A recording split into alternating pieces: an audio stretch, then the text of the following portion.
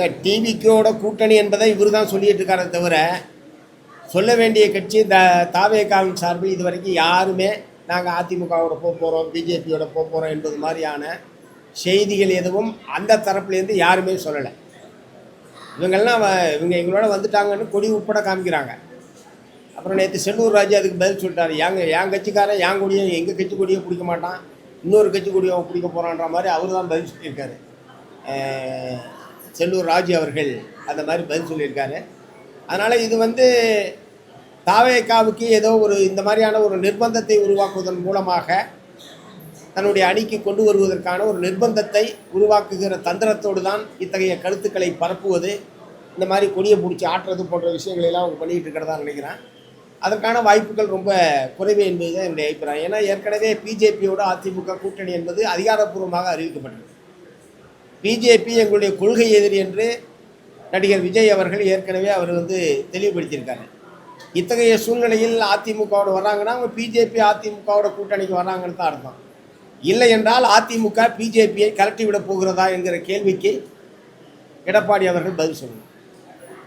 But எப்படி இருப்பினும் இதை உறுதிப்படுத்த வேண்டியது தாவேகா தரப்பு தான். தாவேகா தரப்பிலிருந்து கடுகளவு செய்தி கூட இந்த மாதிரியான ஒரு அணியில் நாங்கள் சேரப்போகிறோம் என்பதற்கான செய்தி என்பது வரவில்லை. ஒருவேளை அது எடப்பாடி அவர்களுடைய ஆசையாக இருக்கலாம். அவர் ஆசை வெட்க மரியாதை என்று சொல்வார்கள். அதே போல் அவருடைய ஆட்சியை வெளிப்படுத்தி கொண்டிருக்கிறார் என்ற முறையில் தான் நான் பார்க்குறேன். சார், இப்போ தமிழக அரசு தெருக்களில் ஜாதி பெயர்கள் நீக்க மாட்டாங்க, அது எப்படி சார் பார்க்குறீங்க? அது வரவேற்பீங்களா? இல்லை, சாதி பெயர்கள் நீக்கப்பட வேண்டும் என்பது நாங்கள் தொடர்ந்து வற்புறுத்திட்டு இருக்கிற ஒரு விஷயம். ஏன்னா அது ஒரு பகுதி சமூகத்தினுடைய ஒரு பகுதி மக்களை இழிவுபடுத்தக்கூடிய வகையில் பல்வேறு பெயர்கள் வார்த்தைகள் என்பது ஏற்கனவே நீண்ட காலமாக புழக்கத்தில் இருக்குது. ஆகவே அவற்றை நீக்குவது என்று தமிழ்நாடு அரசாங்கம் எடுத்திருக்கிற முடிவு என்பது வரவேற்கத்தக்க ஒன்று.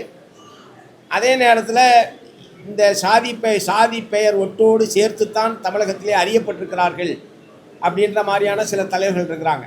இப்போ அவங்கள அதை எடுத்துட்டா, இப்போ உதாரணத்துக்கு முத்துராமலிங்க தேவர், முத்துராமலிங்கம்னு 1 லட்சம் பேர் இருப்பாங்க தமிழ்நாட்டில். குறைஞ்சபட்சம் ஒரு 2-3 லட்சம் பேர் கூட இருப்பாங்க முத்துராமலிங்கம். முத்துராமலிங்கம் என்று அவருடைய பெயரை நீங்கள் சொன்னீங்கன்னா அது அவரை சொல்கிறதா அர்த்தமாகாது. ஸோ இந்த மாதிரி சில தோழர்கள், இப்போ எங்களது இஎம்எஸ் நம்பூதிரிபாட், இஎம்எஸ் நம்பூதிரிபாட்ன்றது அகில உலக அளவில் பாப்புலரான நேம்.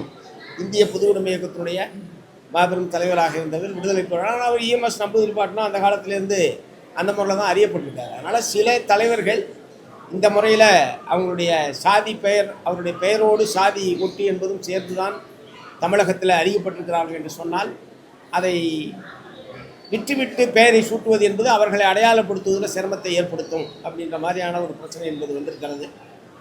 அதை உரிய முறையில் தான் அதை பேசி இது பண்ணோம். அது தவிர்க்க முடியவில்லை என்று சொன்னால் அதோடு சொல்கிறதுனால பெரிய தவறு இல்லை. இப்போ இஎம்எஸ் நம்பூதிரிபாட்டை எடுத்துக்கிட்டிங்கன்னா அவர் நம்பூதிரி சமூகத்தில் பிறந்திருந்தாலும் தீண்டாமை கொடுமைக்கு எதிராக ஒடுக்கப்பட்ட மக்களுக்கு ஆளுக்காகத்தான் காலம் பூரா பாடுபட்டார்.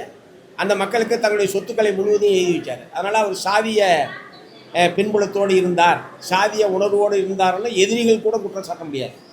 ஸோ அந்த மாதிரி பல தலைவர்கள் இருந்திருக்கிறாங்க.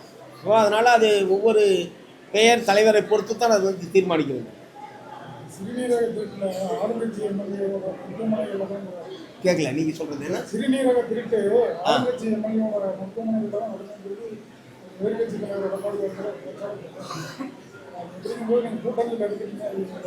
அதாவது அதிமுக ஆட்சி காலத்திலேயே கிட்டி திருட்டு நடந்திருக்குது. திமுக ஆட்சி காலத்திலேயே இந்த திருட்டில் ஈடுபடுறது என்பது எல்லா காலத்திலும் நடக்குது. ஏதோ திமுக ஆட்சி காலத்தில் மட்டும்தான் இது நடந்ததை போலவும் அதிமுக காலத்தில் எல்லாமே பர்ஃபெக்டாக நடந்ததுன்ற மாதிரி அவர் ஒரு இதை ஏற்படுத்துறதுக்கு முயற்சி பண்ணுறாரு எடப்பாடி அவர்கள். அது முழு பூசணிக்காய் சோத்தில் மறைக்கிற கதை தான். எல்லா காலத்திலையும் இந்த மாதிரியான உடல் உறுப்பு திருட்டு என்பது நடந்திருக்கிறது. அதிமுக ஆட்சி காலத்தில் நடந்திருக்கிறார். எந்த காலத்தில் நடந்தாலும் முறைகேடு நடைபெற்றிருக்கிறது என்று சொன்னால் அது கட்டாயம் விசாரணைக்கு உட்படுத்தப்பட வேண்டும். அதற்கு காரணமான மருத்துவமனை, மருத்துவர்கள், அதற்கான ஏஜென்ட்டுகள் அனைவரும் சட்டத்தின் முன்னால் நிறுத்தி தண்டிக்கப்பட வேண்டும் என்பதை தான் நாங்கள் வற்புறுத்துறோம்.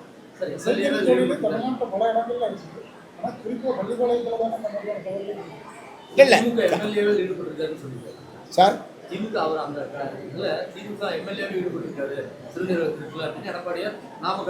இல்லை, அது விசாரணை நடந்துகிட்டு இருக்கு. விசாரணை முடிவில் அந்த மாதிரி தான் வந்ததுன்னா அவர் உட்பட தண்டிக்கப்படணுன்னு தான் நாங்கள் சொல்கிறோம். ஆளுங்கட்சி எம்எல்ஏ இருக்கிறதுக்கு அவருக்கு ஒன்றும் செலவு காட்டணும்னு நாங்கள் ஒன்றும் கோரிக்கை இல்லையா. விசாரணை அதற்கென்று விசாரணைக்கு உட்படுத்தப்பட்டிருக்கிறார்கள். விசாரணை நடைபெற்று கொண்டிருக்கு. விசாரணை முடிவில் அதில் சம்பந்தப்பட்டவங்க யாராக இருந்தாலும் அவர்கள் அனைவரும் சட்டத்தின் முன்னால் தண்டிக்கப்பட வேண்டும் என்பது தான் நாங்கள் வற்புறுத்துறோம். அவர் சொன்ன மாதிரி விசைத்தறி தொழில் எல்லா இடத்துலையும் தான் நடக்குது. பிரச்சனை என்னென்னா 6 நாள் வாரத்தில் 6 நாள் வேலை கிடைக்கிறதில்ல, உரிய வருமானம் என்பது இல்லாத நிலையில் கடன் தொல்லைகளுக்கு இவர்கள் உட்படுத்தப்பட்டிருக்கிறார்கள்.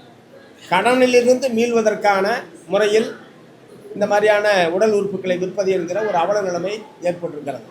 இப்போ ஏற்கனவே கடன் வசூல் சம்பந்தமாக ஒரு தடை சட்டத்தை தமிழ்நாடு சட்டப்பேரவையில் நிறைவேற்றியிருக்கிறாங்க. இந்த மாதிரி நுண்நிதி நிறுவனங்கள், கந்துவட்டிக்காரர்கள் இவர்கள் சட்டத்துக்கு உட்பட்டு தான் நடந்து கொள்ள வேண்டுமே தவிர கடன் பெற்றவர்களை சட்டத்துக்கு விரோதமான முறையில் துன்புறுத்தக்கூடிய வகையில் நடந்து கொள்வது சட்டவிரோதம். அதற்கான முறையில் புகார் வந்தால் தண்டிக்கலாம் என்கிற முறையில் எல்லாம் ஏற்கனவே தமிழ்நாடு சட்டமன்றத்தில் புதிதாக ஒரு சட்டம் என்பது கடந்த கூட்டத்தொடரில் நிறைவேற்றப்பட்டிருக்கிறது. அந்த சட்டத்தை கராராக அமுல்படுத்தப்பட வேண்டும். இந்த மாதிரியான கந்துவட்டிக்காரர்கள், நுண்ணுதி நிறுவனங்கள் மக்களை அவமானப்படுத்தக்கூடிய வகையில், தற்கொலைக்கு தூண்டக்கூடிய வகையில் எல்லாம் நடந்து கொள்வது உண்மையான கண்டனத்துக்குரியது. அதை தடுப்பதற்காகத்தான் அந்த சட்டம் என்பது கொண்டு வரப்பட்டிருக்கிறது. அந்த சட்டம் முறையாக அமுல்படுத்தப்படுவதும் சட்டப்படி நடவடிக்கை எடுப்பதற்கும் சம்பந்தப்பட்ட அதிகாரிகள் முன்வர வேண்டும். செய்திகளை உடனுக்குடன் தெரிந்து கொள்ள கீழ்கண்ட கேபிள் மற்றும் டிடிஹெச் நெட்வொர்க்குகளில் எம்நாடு செய்தி தொலைக்காட்சியை காணுங்கள். பாதகம் செய்பவரை கண்டால் நாம் பயம் கொள்ளலாகாது பாப்பா. மோதி மிதித்து விடு பாப்பா, அவர் முகத்தில் உமிழ்ந்து விடு பாப்பா. அண்மை செய்திகளை உடனுக்குடன் தெரிந்து கொள்ள இணைந்திருங்கள் எம்நாடு தொலைக்காட்சியுடன்.